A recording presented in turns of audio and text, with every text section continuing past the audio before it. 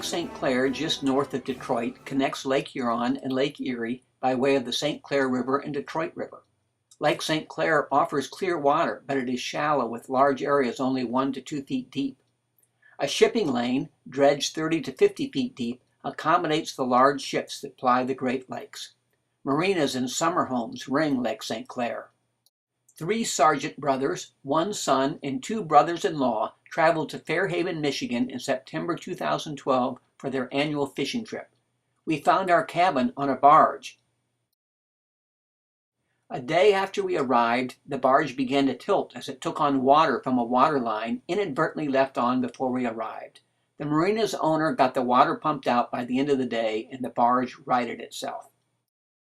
The weather was pleasant through the weekend, but by Tuesday, dark clouds kicked up a stiff breeze that continued through the week. No matter the weather, each morning we loaded our fishing gear and headed into the lake.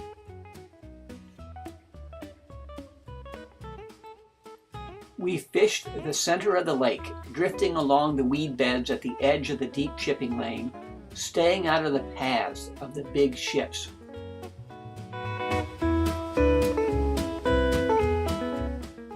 In the early afternoon, we'd head back in, waving to the swans, admiring the expensive boats and homes. Lunch is served. In mid-afternoon, we would return to the lake. We soon found the best fishing in the channels of the St. Clair River. The dredging and the swift-flowing current formed these deep channels next to shallow weed beds, marsh embankments, and even boat docks.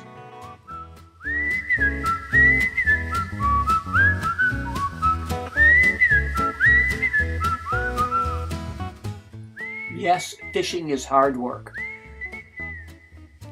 Suddenly, in one of the channels, Matt hooked a big one.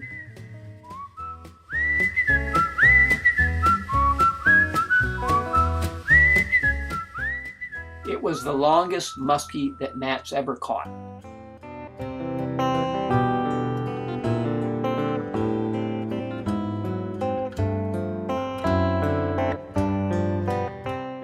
Each day, we fished until nightfall.